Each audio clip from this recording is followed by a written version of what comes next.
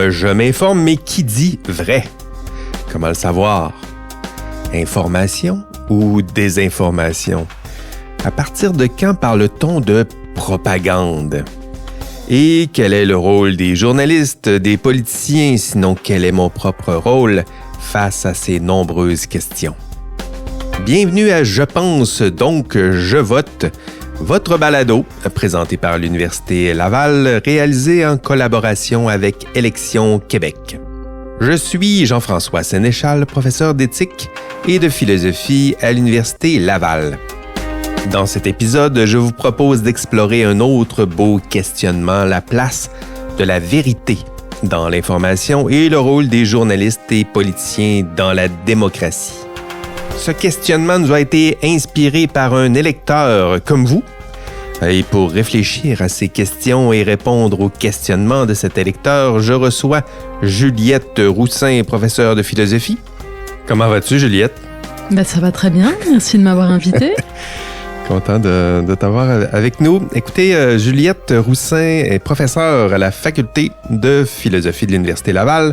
Ses thèmes de recherche sont la légitimité et les conditions sociales de la démocratie. Et ça donne bien. Ça cadre exactement avec le thème de cet épisode. En fait, c'est pas un hasard, là. On avait une belle question d'un électeur, puis on s'est dit qui est de mieux pour répondre à cette question que Juliette. Je vais te faire écouter l'extrait de notre électeur. En fait, c'est un extrait d'un vrai électeur, mais recréé avec une voix de synthèse. Quand les politiciens changent de discours à chaque 2 secondes, quand la neutralité d'opinion des journalistes n'existe plus, et quand il n'y a que de la propagande à la télévision, ça sert à quoi? De voter, ça sert à rien. Aïe, aïe, aïe. Hein? ça a le mérite d'être clair, ça sert à rien, mais le questionnement, il est là, il est profond, authentique, vrai. On va décortiquer un peu ce questionnement, Juliette. Commençons peut-être par le thème de la propagande, de la désinformation, de la manipulation de l'information. C'est un sujet qui est important. Donc, la propagande. C'est quoi la propagande, Juliette Roussin? L'électeur parle de propagande à la télévision. À partir de quand on peut conclure que ce qu'on voit à la télévision, là, c'est de la propagande? Ouais, effectivement, le questionnement de l'électeur est vraiment intéressant à plein de niveaux. Et si on commence par essayer de dire ce que c'est que la propagande pour savoir de quoi on parle, la propagande, c'est l'usage de symboles, donc ça peut être des mots, ça peut être en l'occurrence des images à la télé, pour influencer l'opinion publique, pour la mobiliser au service de certains intérêts ou en vue d'atteindre certains buts. Donc, on peut essayer de préciser ça. On comprend que la propagande, c'est une manipulation des symboles ou du public, en fait, et c'est une manipulation qui est délibérée. On fait exprès de manipuler les gens. On cherche pas à les persuader de manière rationnelle. Donc, ça se passe aussi à l'insu, en fait, du public qui est ou des personnes. C'est intentionnel, mais à l'insu du public. Ouais, c'est ça, du groupe qui est manipulé. Et donc, typiquement, ça va être ces types de communication-là, ils sont jugés inappropriés en fait en démocratie. On essaie de persuader les électeurs ou les citoyens de la valeur d'un programme politique, mais pas en les manipulant et en leur faisant croire voilà. Et donc il s'agit effectivement dans la propagande de manipuler de façon intentionnelle un groupe social ou une population, un public, pour orienter l'opinion, pour influencer les préférences ou les attitudes. On peut aussi chercher à influencer les actions de ce groupe ou de cette population. Et on cherche évidemment à les influencer ou à les orienter dans le sens voulu par les propagandistes, par les agents de la propagande. Donc c'est important de comprendre ça pour différencier la propagande de la simple diffusion, peut être massive parfois, d'informations fausses, mais par erreur en fait humaine. Oui, l'intention est importante là. C'est intentionnel qu'on fait circuler des mauvaises informations, alors que des fois on peut faire circuler des mauvaises informations sans trop le savoir. Là. Ouais. Et dans ce cas-là, on va peut-être plutôt parler de mésinformation que de propagande ou de désinformation, où là il y a vraiment une intention derrière la fausseté véhiculée. Et alors qu'est-ce que c'est la propagande? On peut aussi partir d'exemples bien connus dans l'histoire. La promotion du culte de la personnalité, par exemple. exemple, de dictateurs. Hein, c'est quand même souvent eux dont on voit des portraits partout sur les. On a vu ça là. Sur les murs, leur statut sur les places publiques. Donc ça, c'est Staline, mais ça marche aussi avec Saddam Hussein, ça marche aussi aujourd'hui avec Kim Jong-il.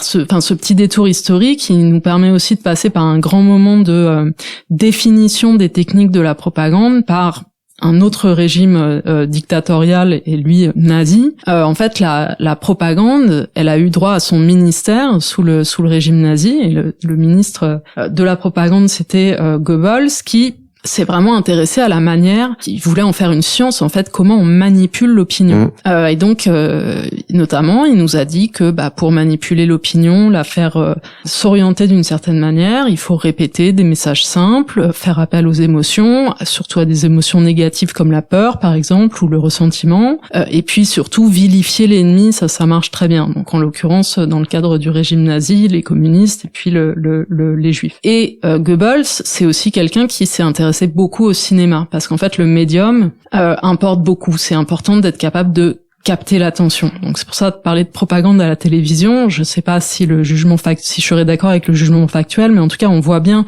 effectivement avoir des images qui frappent, qui retiennent l'attention. C'est un bon moyen pour diffuser une telle propagande. Aujourd'hui, on pourrait penser aux deepfakes, par exemple. Ouais, les deepfakes, avant c'était le cinéma, la télévision on a passé par là, la radio, maintenant c'est les réseaux sociaux, on pourrait les instrumentaliser de cette façon-là. Est-ce que ça existe ici, la propagande? Est-ce qu'on parle des régimes autoritaires, totalitaires, les grandes dictatures, les grands régimes militaro-fascistes, là? Ouais. Est-ce qu'on a notre version québécoise, Canada, made in Canada de la propagande, ça existe ici, ça?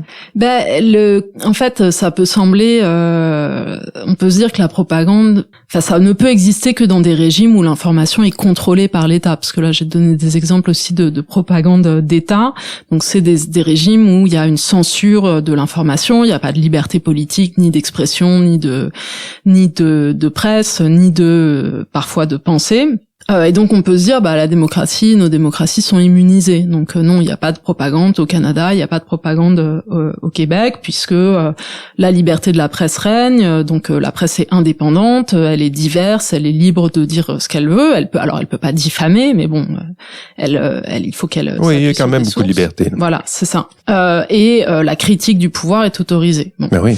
En même temps, il y a quand même des formes historiquement, là encore, démocratiques de propagande, dans des cas qu'on pourrait dire démocratiques limites. Par exemple, il y a une institution démocratique qui est très friande de la propagande, c'est l'armée. Donc, mais donc c'est intéressant parce que c'est une institution qui est quand même ultra hiérarchisée, pas très transparente, qui échappe aux critères de justification publique qu'on applique normalement rigoureusement aux autres institutions de politique de la démocratie. Et l'armée, elle a théorisé et elle a utilisé la propagande, notamment en temps de guerre. Donc, une des premières manifestations de la propagande en fait politique réelle, c'est lors de la Première Guerre mondiale. Pour mobiliser la population, il faut motiver la population à participer à l'effort de guerre. Donc ça passe par des campagnes sous forme d'affiches, sous forme de messages radiophoniques. Et puis donc là c'est sa propre population civile qui est visée, mais parfois en fait l'armée elle fait aussi des opérations psychologiques qui visent là les populations étrangères avec lesquelles on est en guerre. Donc, par exemple, pendant la guerre du Vietnam, on essaie de convaincre que les communistes sont le mal incarné, le mal absolu, par exemple. Puis est-ce que ça fonctionne, la propagande? Tout à l'heure, on disait le résultat des élections, on pourrait se servir de la propagande pour influencer les élections. On se sert de la propagande pour recruter. Est-ce que ça fonctionne? Est-ce qu'il y a des exemples où la propagande a été utilisée à bon ou mauvais escient? En fait, les autres exemples de propagande en démocratie, il y a ce qu'on a appelé les marchands de doute. Donc, c'est des acteurs privés, économiques, puissants. Donc, typiquement, l'industrie du tabac, et plus récemment, et encore aujourd'hui, les industries des énergies qui travaillent dans les énergies fossiles, les pétrolières,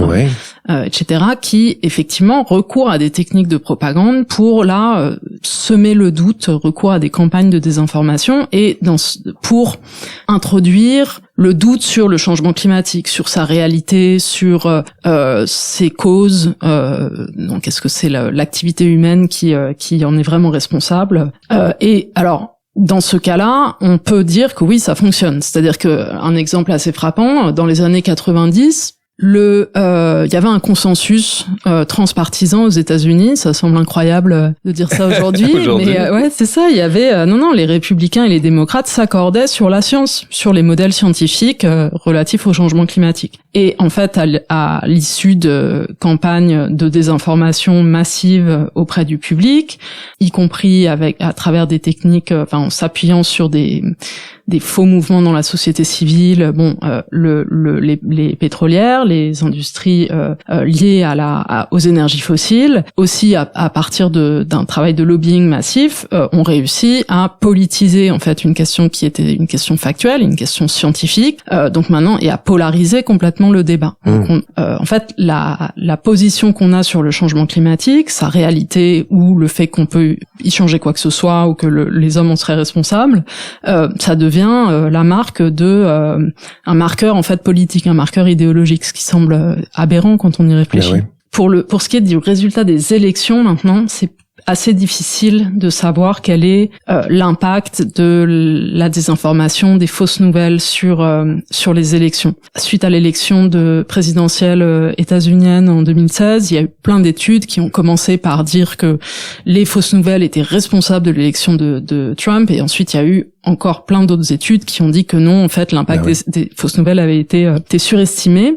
Il y a quand même un exemple peut-être assez frappant de ce que fait la propagande ou la désinformation à une campagne politique, à une prise de décision démocratique. C'est l'exemple de la campagne autour du référendum pour ou contre la sortie de l'Union européenne de la Grande-Bretagne. Et en fait, on a vu que le parti du Leave, le parti du oui, il faut quitter l'Europe, l'Union européenne, a eu recours à des techniques de propagande, tout à fait bien connues.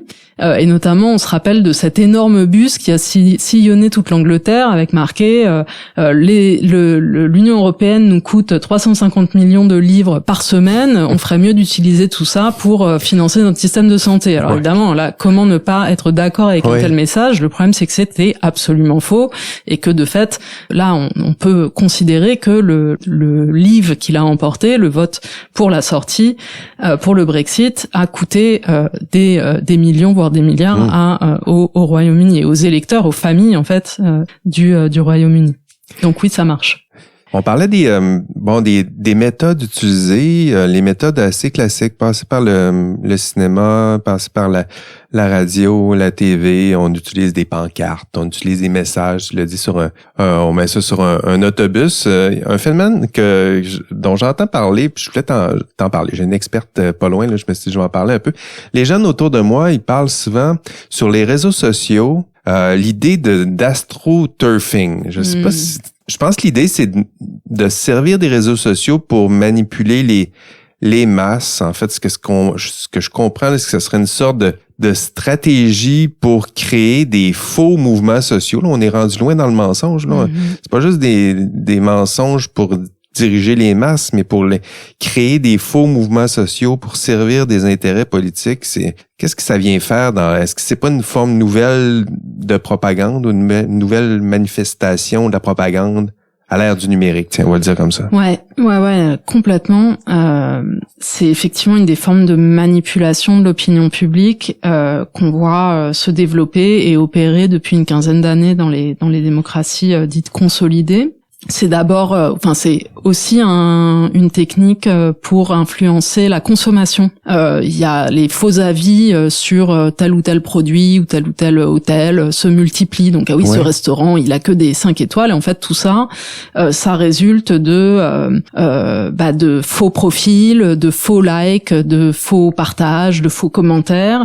Donc c'est des acteurs payés. Enfin, c'est des personnes qui sont payées ou même simplement des faux comptes qui sont créés. Qu'on initie un petit peu le début du mouvement, puis après ça, le mouvement s'emballe. Mais oui, c'est ça. Et parfois, en fait, il est même complètement construit de toutes pièces.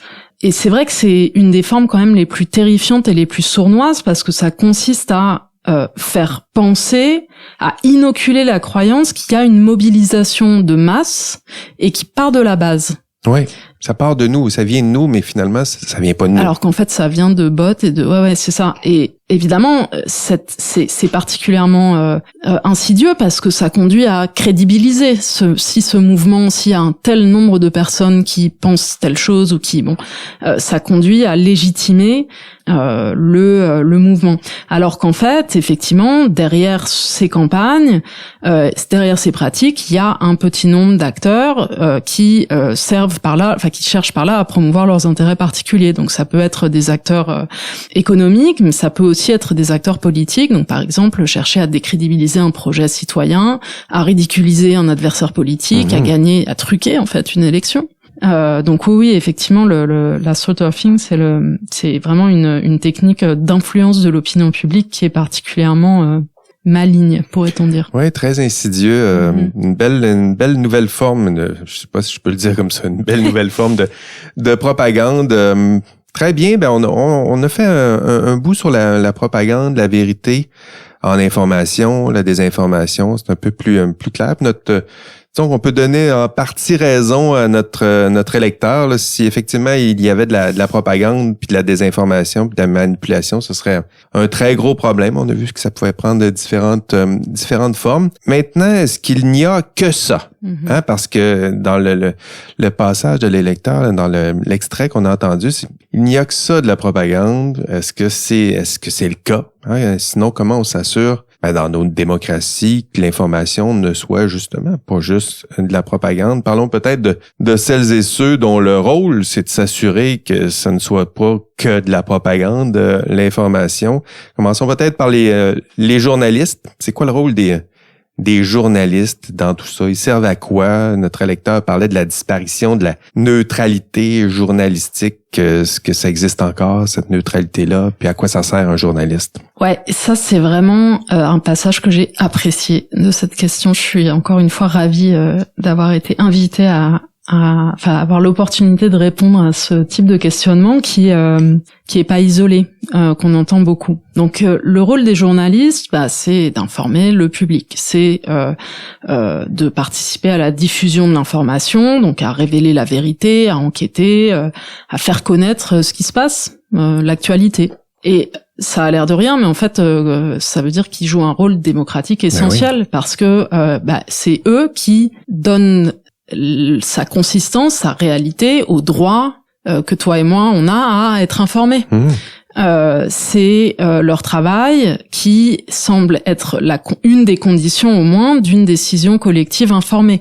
Alors de décisions dans notre vie privée aussi qui sont informées, de prise de position, de jugement politique personnel, mais aussi de décisions qu'on prend en commun, qui soient fondées sur des faits, qui reflètent qui s'appuient au moins sur une compréhension exacte de la réalité. Ouais. Et puis, par ailleurs, c'est un peu lié, le journaliste, les journalistes ont aussi une fonction de surveillance du pouvoir. Il s'agit de leur faire rendre des comptes, de leur demander des comptes, le pouvoir politique ou économique. Donc c'est aussi un rôle de responsabilité important envers le public des démocraties, et donc ça veut dire que les journalistes sont quand même tenus à des responsabilités, à des obligations professionnelles hyper importantes, et donc ils ont développé une déontologie ou une éthique journalistique propre à leur métier pour être à la hauteur en fait de ce rôle. Donc ils vont non seulement entendre que machin truc leur dit tel fait c'est produit, mais ils vont aller vérifier en multipliant leurs sources, en allant regarder eux-mêmes sur le terrain ce qui s'est passé, ils vont chercher des preuves, et puis ils vont en fait pas non plus se contenter nécessairement de rapporter les faits bruts, mais ils vont chercher à les contextualiser, à les expliquer, les analyser. Donc en fait donner aux citoyens, aux lecteurs, aux auditeurs les moyens de comprendre les faits. Donc c'est pas l'information brute, c'est les moyens de se faire sa propre opinion. Et c'est dans ce cadre-là que, dans cette idée que il faut développer une éthique professionnelle du journaliste, que apparaît l'idée d'impartialité. Il faut éviter de rapporter les faits de manière biaisée, de prendre parti, de juger les personnes qui nous parlent. Donc c'est aussi pour ça qu'il va falloir, quand on est journaliste, s'efforcer de prendre en compte plusieurs points de vue. Si on fait une enquête à charge sur l'industrie du tabac, par exemple, on va leur accorder un droit de réponse, savoir aller là aussi, faire son travail à fond pour vérifier les informations. Donc c'est dans ce cadre-là que on parle de neutralité journalistique. Ça vient de là.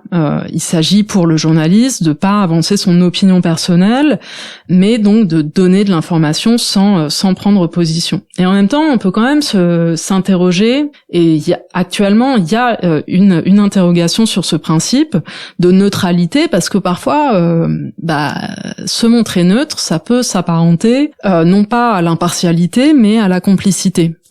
Même à la déformation de la réalité. Par exemple, si on donne un temps égal de parole à un scientifique, un membre du GIEC, donc quelqu'un qui est un expert sur le climat, et un pseudo-scientifique qui est rémunéré par les industries pétrolières, mais en fait, on a donné un promontoire à un camp qui ne devrait pas avoir la même crédibilité. Ouais. Et c'est ça que lui accorde le traitement neutre. On traite à égalité des discours qui, en réalité, si on les analyse de façon critique, ne sont pas égaux, sont pas fondés de la même manière. Donc c'est quand même un dilemme, je pense, pour les journalistes aujourd'hui, surtout quand la démocratie va pas très bien, comme c'est quand même le cas actuellement dans pas mal de démocraties libérales ou représentatives. Est-ce que prendre parti, ça relève du rôle du journaliste? Est-ce que il faut alerter le public et donc prendre parti, dire non, ce discours climato-sceptique, il nous emmène dans le mur, par exemple. Mais oui. Ou est-ce que c'est en fait trahir sa mission, c'est-à-dire qu'il faut pas imposer, il faut pas exprimer son opinion personnelle quand on est journaliste. Alors peut-être que l'objectivité ce serait un idéal plus désirable en fait pour l'éthique journalistique que la neutralité. Il s'agit de rechercher des preuves, de faire preuve d'exactitude, mais peut-être que ça permet de resituer le rôle du journalisme, qui est aussi un rôle de défense de la démocratie. Pas se montrer neutre entre la démocratie et le totalitarisme. Mais en même temps, on parle des journalistes, mais sur les réseaux sociaux, ils sont pas tous journalistes, là. C'est-à-dire qu'on assiste au défilé là, des champions de l'opinion, les influenceurs, puis les médias, ça englobe tout ce beau monde-là en ce moment-là. Comment on fait pour savoir, moi, si je suis un citoyen, je veux voter, je veux savoir qui dit vrai, je fais comment, moi, pour savoir à qui me fier, à quel média, à quelle personne je peux me fier, je m'y prends comment? Ouais, c'est sûr que, il y a bien longtemps maintenant, on faisait la différence entre les médias d'information et les médias d'opinion, qui se double aujourd'hui d'une différence entre les journalistes et effectivement les blogueurs, les influenceurs, les commentateurs, les éditorialistes. Donc les premiers sont tenus par une éthique journalistique et les seconds, ils n'ont pas l'obligation de vérifier leurs sources, ils sont même pas obligés de dire la vérité. Ils ont une liberté d'expression. Donc ils expriment leur opinion. Mais comment on fait en fait pour savoir, pour faire la différence déjà? En fait, c'est pas évident du tout. Il y a une étude de 2018 qui montre que un Américain sur 4 n'arrive pas à distinguer entre quand il lit un article, il sait pas s'il lit une information ou une opinion exprimée. Donc, on voit que c'est un problème là qu'on pourrait dire de littératie médiatique, mais qui est aussi un gros problème démocratique. Comment on fait pour savoir si on a affaire à un fait rapporté ou à une opinion personnelle? Bon. Oui. Et en fait c'est un problème, le problème de savoir à qui se fier, le problème de savoir comment différencier l'information de l'opinion ou l'information des fausses nouvelles ou de la manipulation, c'est un problème épineux, c'est un problème très compliqué, parce que en fait ça pose la question des conditions de la confiance et la question des limites de la confiance, sachant qu'on est quand même dans l'impossibilité de tout savoir ou de tout vérifier par soi-même. Mais oui. Donc par exemple, c'est pour ça qu'on leur donne ce boulot-là. Là. En tout cas, sur à plusieurs moments, je me dis c'est pas à moi à faire cette vérification-là. La personne qui l'a affirmé aurait dû peut-être vérifier avant moi, là, avant de me le dire. Là. Ouais, c'est ça. Et en même temps, c'est un mot d'ordre qu'on entend pas mal. Fais tes propres recherches, ben oui. Fais ta propre recherche. Et en même temps, c'est un super mauvais conseil parce que d'abord, en fait, on s'improvise pas enquêteur. Ça demande quand même des compétences. Donc, faut se former un peu pour savoir où aller, pas se laisser avoir et tout. Ouais. Et puis même ça, en fait, c'est humainement impossible de tout savoir et de tout vérifier. On peut pas à chaque moment de notre vie, de notre journée, se substituer à ces journalistes parce que on n'arrive pas à faire la différence entre les journalistes et les influenceurs ou que cette frontière en fait se brouille objectivement. Donc comment on fait ? Alors on peut y aller à l'instinct. On peut se dire celui-là il a une bonne bouille ou je suis plutôt d'accord avec ce qu'il dit ou il a l'air d'être il est convaincant, il parle fort. Il est convaincant, il parle fort. Il a l'air certain de ce qu'il dit. Alors il y a ça ou alors il s'est illustré dans sa vie d'avant, il a réussi, donc il est peut-être que je peux lui faire confiance. On peut sinon s'appuyer sur des marques institutionnelles. Donc la confiance, on a confiance plutôt que dans des individus, dans des institutions. Donc on sait par exemple que telle personne qui a des vidéos YouTube est rattachée à une association non gouvernementale ou à un groupe de médias qui est plutôt bien réputé. Voilà, on sait que on arrive à faire la différence entre un post de blog avec un nom absurde et le Devoir. Bon. Mais oui. Donc un journal reconnu ou le poste d'un particulier. Il y a aussi quelques techniques, mais elles suffisent pas. Je vais pas répondre à la question complètement. Mais bon, par exemple, on peut essayer de regarder si l'article cite ses sources ou si c'est des affirmations hyper générales du type les experts affirment que le thym guérit du cancer. Ouais, quels experts? Quand je vois ça dans un article, je regarde en bas, je dis ils vont montrer l'expertise, ils vont donner leurs sources, c'est pas toujours le cas là. Non, c'est ça, le grand docteur machin. Oui, c'est qui?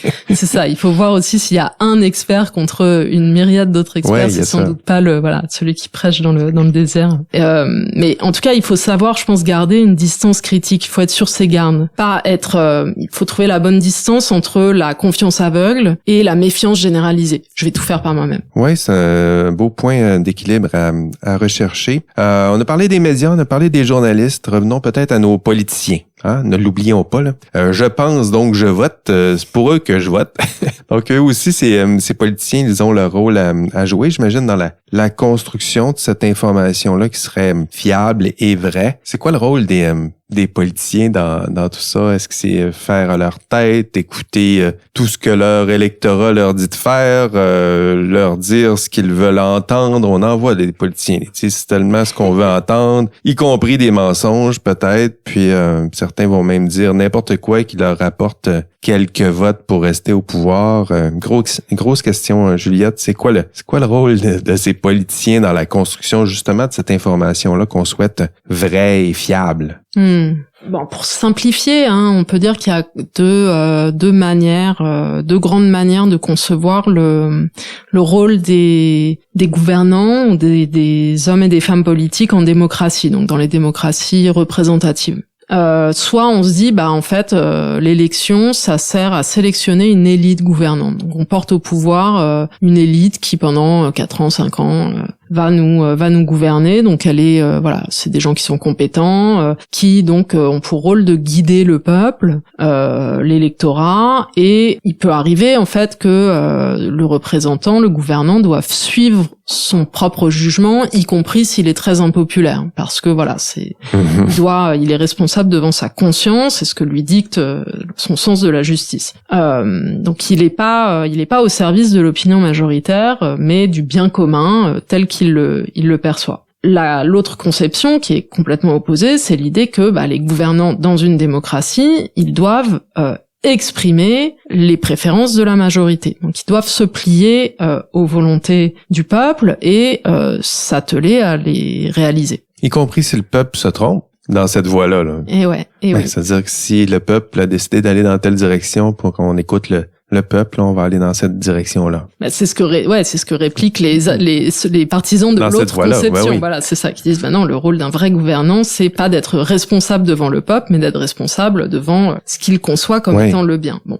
sans doute que en fait, dans nos démocraties, dans la pratique démocratique de la représentation politique, il y a un peu des deux modèles. Et c'est pour ça, en fait, que quand on voit un politicien au pouvoir qui s'entête dans son projet, alors qu'il y a des mois de manifestations et de protestations et de pétitions, d'expression de la société civile qui disent clairement que on ne veut pas de cette politique, on a quand même l'impression d'un manque d'intégrité démocratique de la part de ce politicien, et c'est la même chose quand on a affaire à une vraie girouette qui se retourne tous les matins pour dire ah oui, donc oui, là je sens que le vent, que ce qui est à la mode c'est ça, et donc je m'y mets, et puis je retourne ma veste, je change de parti, je change de position, donc je m'adapte à ce qui est populaire pour moi-même rester populaire. Dans les deux cas, on a l'impression d'un manque d'intégrité. Après, est-ce que c'est vraiment le cas, en fait, que les politiciens changent de discours sans arrêt, qu'ils se contredisent tous? Est-ce que c'est vraiment le cas que c'est la variante du même thème, qu'ils disent tous la même chose? Alors peut-être que je me demande en fait d'où vient cette idée de l'électeur. J'aurais bien aimé lui parler, mais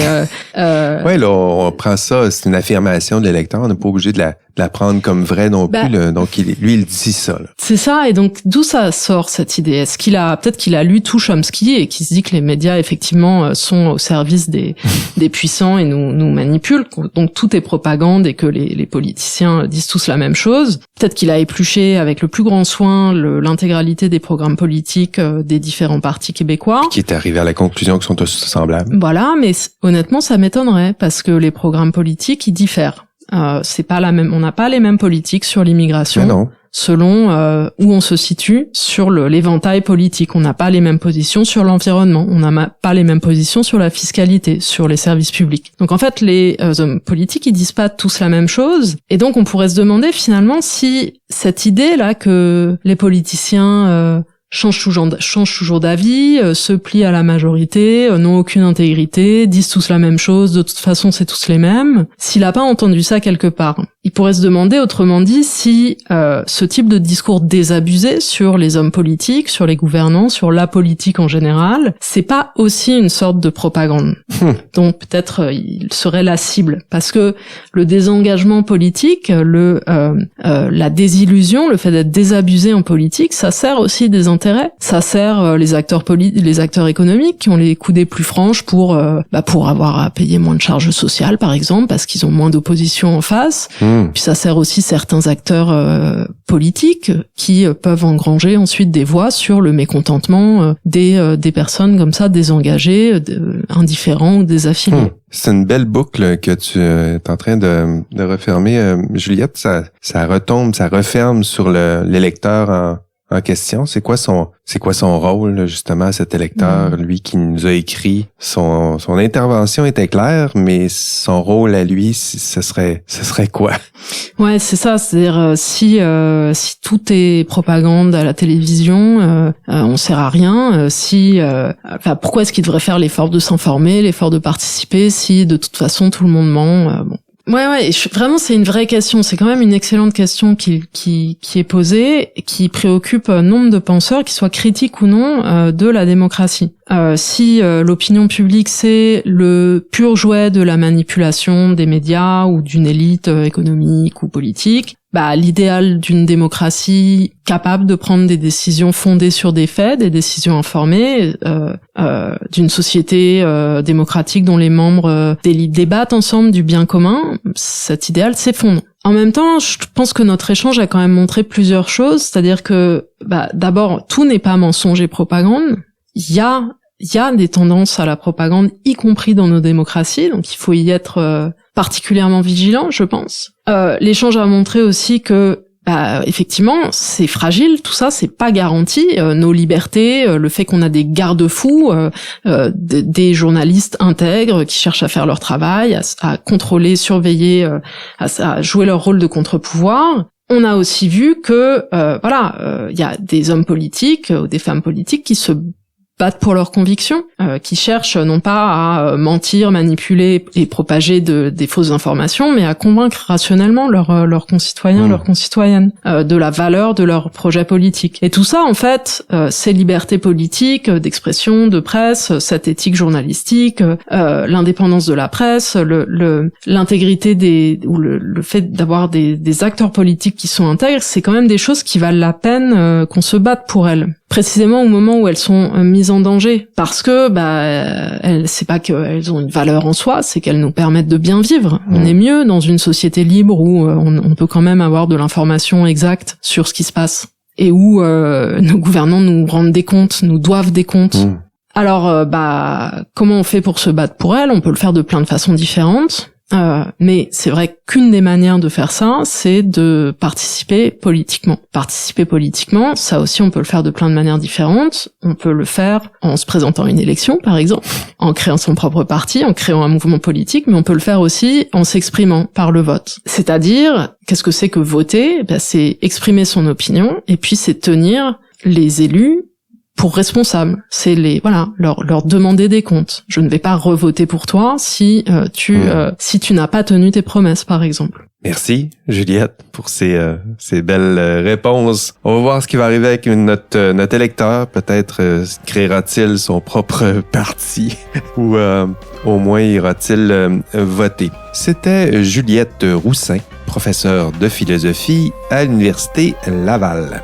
Dans cet épisode, nous avons exploré la place de la vérité dans l'information politique et le rôle des journalistes, des politiciens et du citoyen dans nos démocraties.